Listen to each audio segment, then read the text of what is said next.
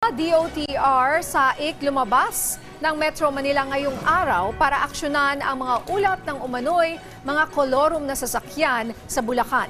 Ilang mga driver nasampulan. Si Vel Custodio sa sentro ng balita.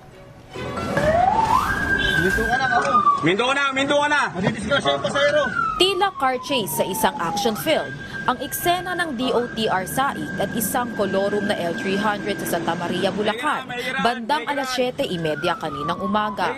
Ito ay matapos siyang tangkang takasan ang mga nakaabang na tropa ng Special Action and Intelligence Committee on Transportation na nanguhuli ng mga kolorum na sasakyan.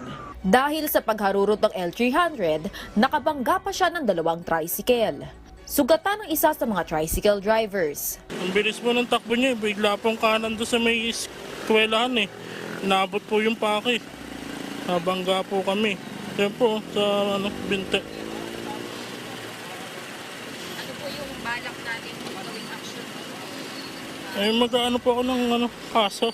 Bukod sa tricycle driver, handa rin magsampa ng reklamo ang 3 sa 12 pasahero ng L300 matapos silang isama sa tangkang pagtakas ng driver. Samantala, isa pa sa nahuli ng Special Action and Intelligence Committee on Transportation ang TNVS driver na ito. Lusot na sana siya sa SAIC, pero nabuking na walang online booking ang pasahero na isinakay niya.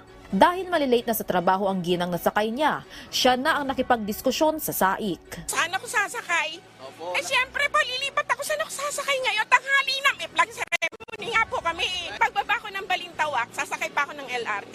Ngayon, kung basang sinakyan ko, maglalakad ako, delikado pa ako dahil tatawid ako para lang makasakay sa LRT. Kung gusto nyo maagang pumasok, maaga kayong gumising. Maaga nga po eh. Alas 7 po ang pasok ko. Tingnan nyo anong oras. Alas 5 pa lang nasa kalsada na ako. Huli rin ang kolorum na ito matapos magsakay ng 7 pasahero. 5 kolorum na private vehicles ang sumatotal na nasita ng DOTR SAIC sa Santa Maria Bypass Road kaninang umaga. Dinala ang mga nahuling sasakyan sa central office ng LTO.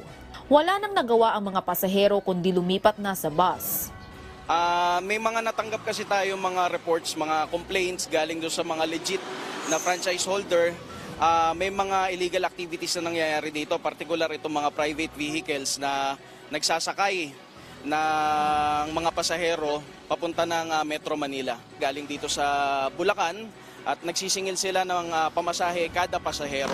Babala pa ng SAIC, hindi covered ng insurance ang mga pasahero kung sakaling madamay sila sa isang road accident habang nakasakay sa kolorum na sasakyan. Ito ang mga listahan ng mga multa na mahuhuling kolorum na sasakyan.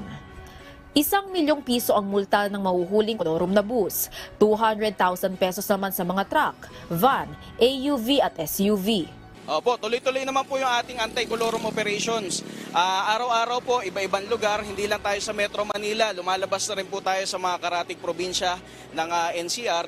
Vel Custodio para sa Pambansang TV sa Bagong Pilipinas.